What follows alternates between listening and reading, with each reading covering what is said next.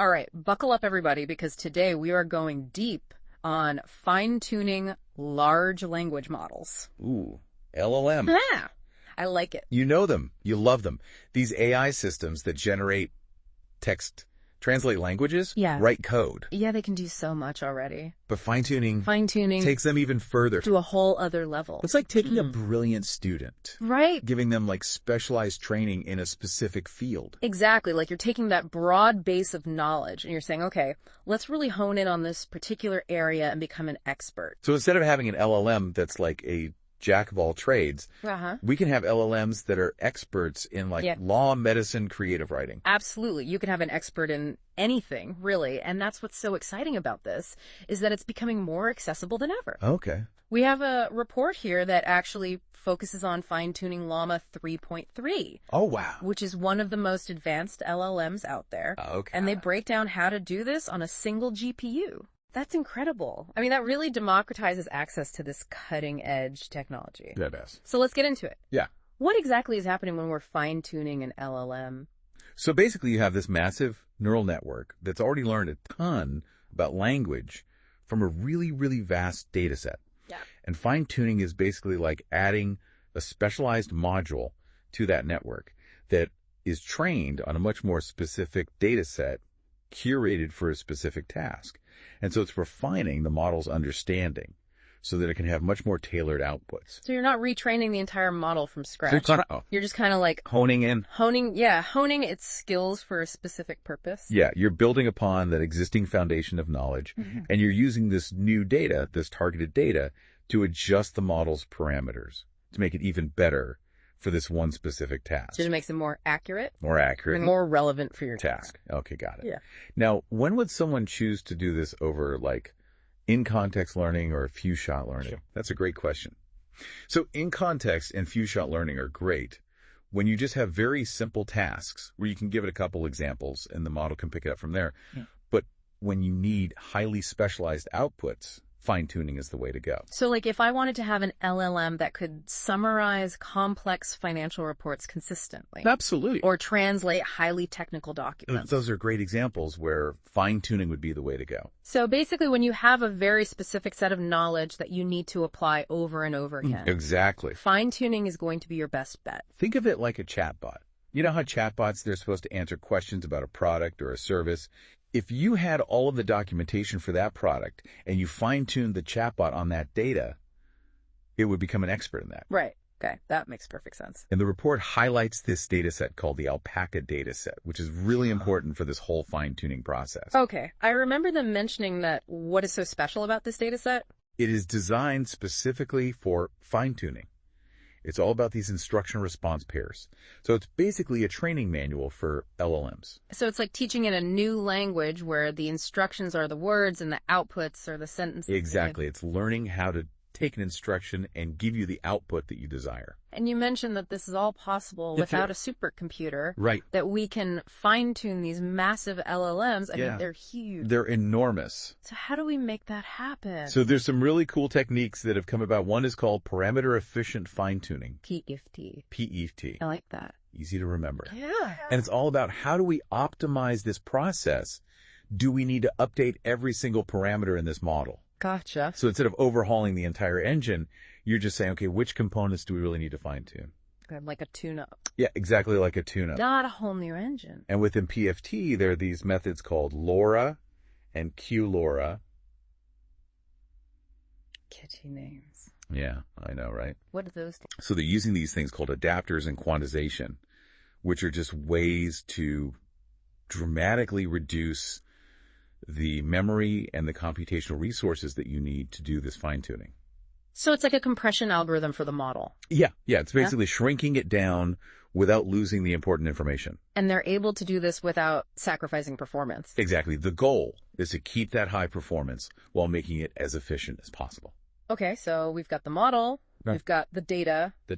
We've got the secret sauce. LoRA and QLoRA. Yeah. What happens next? So then you have to train the model, and they use this technique called gradient accumulation, which helps them to simulate larger batch sizes, which also helps with memory usage. Okay, so it's all about being really clever with the resources that you have. Absolutely. Using all of the tricks in the book to make this happen on a single GPU. Yeah. And throughout this training process, they're tracking all these different metrics. They're looking at the loss. They're making sure that the model is actually learning and generalizing to new data. Okay. And they use this platform called weights and biases to track all of that, to visualize it. Dashboard for the model. Yeah. It's basically watching the model's vital signs as it's training, making sure that everything is on track. Okay. And once they're done training. So once they're done, they don't just leave this model sitting on their computer. Right. They actually upload it to something called W&B artifacts, which is a way to manage and share machine learning models. So it's like storing it in a secure vault where it can be accessed and used later on. Exactly. Yeah. You want to be able to use this model. You put all this work into it. You want to share it with others potentially. Yeah. So this is a great way to store it. Okay. And then the report also talks about how to actually use this model. Right. So you've trained it now. How do you actually get it to generate outputs? Right. How do we actually put it to work? How do we put it to work? So for that, they use a combination of tools. They use Unsloth, which is an open source library for fine-tuning and inference. Mm-hmm. And then they use Weave, which helps them to track the inputs and outputs so they can monitor everything that's going on. So it's like Unsloth makes the process efficient. Yeah. And then Weave makes sure that we're keeping an eye on it. We're keeping an eye on what's happening. Exactly. I like that. Yeah. And then they use 4-bit quantization again for inference to optimize that process as well. So even with all this optimization, you're still able to maintain that high level of performance that you're getting during training. That's the goal, right? We want to keep that performance while making it as accessible as possible. And they actually go through a specific example of running inference, showing a user query, and then the response that the model generates. So you can actually see the result of your labor. Exactly. You can see that, okay, it's working. It's doing what it's supposed to do. So you've built this amazing machine. You've trained it. Yep. And now it's actually working. Now it's time to put it to the test. And the report also talks about best practices. Yes.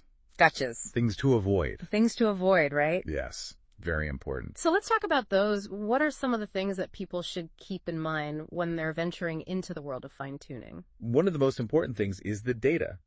The quality of your data and the quantity of your data.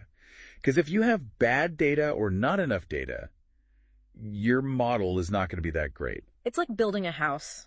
Yes. If you have like shoddy materials. And blueprints. Yeah. Bad blueprints, the house is not going to be very good. It's going to fall apart. Yeah, it's going to fall apart. Garbage in, garbage out. Exactly. So you have to be very, very careful in how you select and prepare your data for this. And how much data is enough data?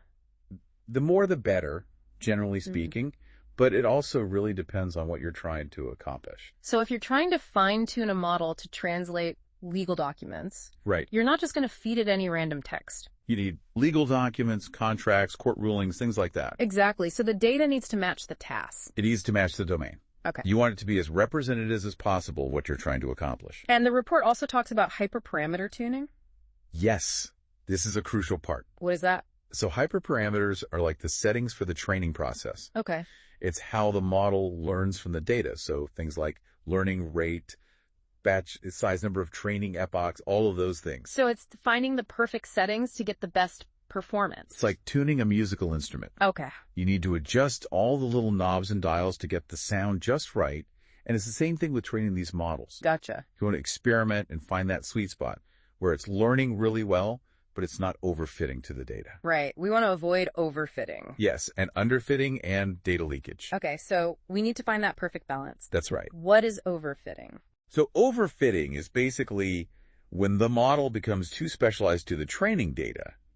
It's like a student who memorizes the answers to all the past exam questions, but they can't actually solve new problems. So they can't generalize. They can't generalize. They're stuck in that one mode of thinking. Okay. And underfitting is kind of the opposite, where the model is too simple. Okay. It hasn't learned enough from the data. It's too general. It's too general. And then data leakage. This is a sneaky one. What is that? This is when information from the validation or test set accidentally leaks into the training process. So it's like giving the student the answer key. Yes. Before the test. Exactly. Yeah. So it looks like they're doing well, but it's not a true reflection of their abilities. So we need to make sure that the training data, validation data, and test data are all separate. Are all kept separate. Absolutely. Okay, so we've gone through the what and the how. The nitty-gritty. The nitty-gritty, yeah. Of fine-tuning. But let's talk about the why. How are these fine-tuned LLMs actually being used out there in the world? Oh, there are so many exciting applications. Okay. One example is in the legal field. Interesting. Firms like Irell and Manella are using these models to analyze tons of legal documents. Oh, okay. So instead of having lawyers spending hours and hours poring over documents. Mountains of paperwork. Yeah. They can have these AI assistants help them out. So it saves time. Saves time. Increases efficiency. Increases efficiency. Accuracy. You know, you don't have human error as much. Okay. E-commerce. E-commerce. Amazon is experimenting with these AI-powered shopping concierges. So it's like having your own personal shopping assistant. Exactly. Like they know your preferences. They can answer your questions. They can recommend products. Okay, that's cool. Makes the whole shopping experience much more personalized. I like that. And then healthcare. Oh, healthcare is a big one. Huge. They're using fine-tuned LLMs to generate really detailed medical reports, analyzing patient data, summarizing research findings, even helping doctors to make diagnoses.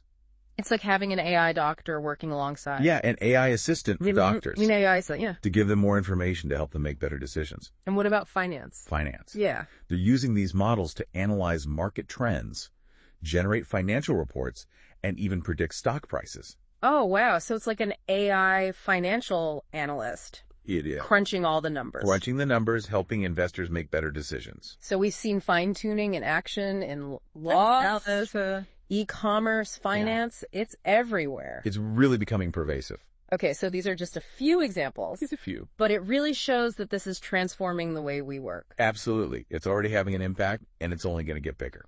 It is. It's both exciting and a little bit daunting. A little bit. To think about all the possibilities. The potential is huge. Okay, so let's recap what we've learned so far. Right. We've learned that fine-tuning allows us to create these specialized LLMs. Right.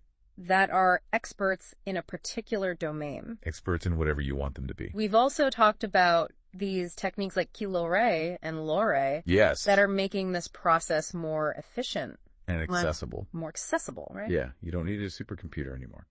You can do this on your own? Potentially, yeah. Potentially, right? Depending on the size of the model. We talked about data. Data. How important that is. Extremely important. And the importance of hyperparameter tuning. To get the best performance. To get the best performance. And of course, we talked about some of the pitfalls. Or the things to avoid. Overfitting, underfitting. Data leakage. Data leakage. Those are the big ones. Those are the big ones. Yeah. And then, of course, we saw how fine-tuned LLMs are already being used. Out there in the world. Yeah, making a real impact. Yeah, it's not just a theoretical thing anymore. It's actually happening. It's happening. It's real. It's changing the world. It's changing the world. So fine-tuning, it's clearly a game changer. It is. It's unlocking the true potential. Of these LLMs. Yeah, taking them to that next level. So we can really use them to solve real-world problems. Yeah. In all sorts of different areas. All sorts of areas. This has been an incredible journey so far. It has. We've gone from the what and the how. The why. To the why. Yes. But the journey isn't over yet. That's right. In the next segment, we're going to step back. Okay. And look at the bigger picture. Right. What are the implications of all of this? The long-term implications. The long-term implications of fine-tuning LLMs. Sounds good. I'm ready. Stay tuned. Stay with us. Okay, so we left off talking about how we can actually fine-tune these massive LLMs like LLaMA 3.3 on a single GPU. Right. It might sound a bit impossible. Yeah. Considering just how big these models are. They're enormous. But the report does a really good job of breaking down the process step by step. Okay, so walk me through it. All right. What's the first step? So you need the right ingredients. Okay. First, you've got to have that LLaMA 3.3 70B model. Okay, we've got the model. And then you need a good data set. Right. That's specifically designed for what you're trying to do. Okay, so data is still king. Data is always king. Okay. And in this case, they use the cleaned alpaca data set. Right, we talked about that. We did. It's full of those instruction response pairs. Yep. Perfect for teaching the model how to follow instructions and give you the output you want. Okay, so we've got the model, we've got the data. Now, to make this whole thing work on a single GPU. Right, because those are big models. They need that secret sauce. What's the secret sauce? QLoRA. QLoRA. Remember that technique that combines quantization and LoRa adapters? Right. To shrink that model down? Okay, so it's all about being efficient with the resources. Exactly. So QLoRA is key. Okay, we've got the model, the data QLoRA. Now what we train. We train, okay. They use a technique called gradient accumulation to simulate larger batch sizes. What does that do? It helps save even more memory. Okay, so it's all about using these clever techniques To squeeze every bit of performance out of that GPU. Okay. And throughout training, they're monitoring the model. Right, they're checking its vital signs. They're looking at things like the evaluation loss. What is evaluation loss? It's basically a measure of how well the model is learning and generalizing Okay. to new data that it hasn't seen before. Gotcha. And they use this platform called Weights and Biases. Oh, yeah. Weights and biases. I've heard of them. It's a great platform for tracking all these metrics and visualizing the training progress. Okay, so it's like having a dashboard. Exactly. Okay. And once the training is done, Yeah, what do they do with the model? they don't just leave it sitting around. Right. They upload it to this thing called WMB Artifacts. WB art. It's a central place to manage and share machine learning models. Okay, so it's like a safe place to store your model. Yep. And you can easily share it with others if you want to. Gotcha. So you've built this amazing model. Yeah. You've trained it rigorously. It's ready to go. Now it's time to use it. Okay, but how do we actually do that? So for inference, which is the process of actually generating output from the model, Okay. they use a couple different tools. Okay. One is Unsloth, Unsloth. which is an open source library for efficient fine-tuning and inference. Okay. And then they use Weave, which helps them track the inputs and outputs so they can monitor what's going on. So Unsloth makes it efficient. Weave helps you monitor. Exactly. Okay. And they use 4-bit quantization again to really optimize that inference process. Okay. Make sure it's running smoothly. So even with all this optimization, Yeah. you're not sacrificing performance. Nope, still getting that high level of performance we want. And the report even includes an example of running inference, showing a user query, and then the model's response. Oh, wow. So we actually see it in action. You see it working. Okay. I like that. But the report doesn't just throw you into the deep end. Right. It also gives you some really good advice. Okay. Best practices. Best practices, things to watch out for. Gotcha. Gotcha. Okay, so let's talk about that. What are some of the key things to keep in mind when you're fine-tuning? One of the most important things is data quality and quantity. Right, we talked about that. Garbage in, garbage out. Okay, so you need good data. You need a lot of it. A lot of it. And it needs to be representative of what you're trying to achieve. Okay. And the report also mentions hyperparameter tuning. Yes, that's a crucial step. What is hyperparameter tuning? It's like finding the perfect settings for the training process. Okay. Things like learning rate, batch size, number of training epochs. So it's like adjusting the knobs and dials Exactly. to get the best performance. You want to find that sweet spot where the model is learning really well, but not overfitting the data. Okay, so we need to find that balance. Yep. And the report also warns about some common pitfalls. Okay, like what? Things like overfitting, underfitting, and data leakage. Right, we touched on those earlier. They can really mess things up. Okay, so overfitting. That's when the model becomes too specialized to the training data. Right, it's like memorizing the answers. Yep. You can't generalize to new situations. Okay, and underfitting. That's when the model is too simple. It hasn't learned enough. It's too general. Okay. And then data leakage. That sneaky one. That's when information from the validation or test set accidentally gets mixed in with the training data. So it's like cheating. Yeah, it gives you a false sense of accuracy. Okay, so we need to avoid all of those things. We do. Keep our data clean. Absolutely. Keep our hyperparameters. Find that sweet spot. Find that sweet spot. Huh. Okay, so we've covered a lot of ground here. We've talked about how to fine-tune these models. Yeah. We've talked about best practices. Gotchas. To avoid. But now let's talk about why. Okay. Why are we doing all this? How are these fine-tuned LLMs actually being used out there in the world? That's a great question. And that's what we're going to explore in the next part of our deep dive. Okay, I'm excited to hear about the real-world applications of all this. Me too. It's a really exciting field. So we've explored the ins and outs of fine-tuning, seen it in action. It's clearly a game changer. But where does this all lead?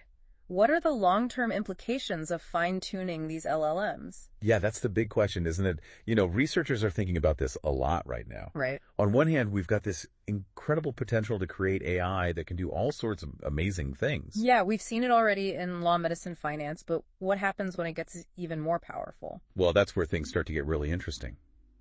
You know, we have to think about the future of work. Right. A lot of people are worried about that. Yeah, are jobs going to be automated away? Are we all going to be out of work? Is it all doom and gloom, though?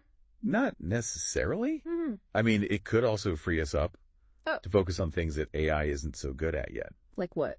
creativity, critical thinking, emotional intelligence, all those uniquely human things. Right. So maybe instead of replacing us altogether, it's more like A partnership. a partnership. Yeah. Working together. Augmenting our abilities. Exactly. I like that. And it's not just about work either. Think about creativity. Okay. Yeah. Imagine artists using these fine-tuned models as like creative partners, brainstorming, bouncing ideas off of each other, exploring new styles. That's pretty wild. It is, right? Like an AI muse almost. Yeah. Yeah, why not? What about science? Oh, huge potential there too. Yeah. Imagine researchers using these models to analyze massive amounts of data, Okay. to find patterns, to generate new hypotheses, maybe even speed up the pace of discovery. So we're talking about potential breakthroughs? Potentially, yeah, in all sorts of fields. Medicine, materials, science. Who knows what else? It's mind-blowing. It really is. And as we go further down this road, we have to ask ourselves, What does it even mean to be intelligent? right, are we just building really complex tools or are we blurring the lines? Between artificial and human intelligence. Oh, now it's a big question. Yeah, we're getting into philosophical territory now. It's almost like science fiction is becoming reality. I know, it's incredible. And a bit scary, too. Yeah.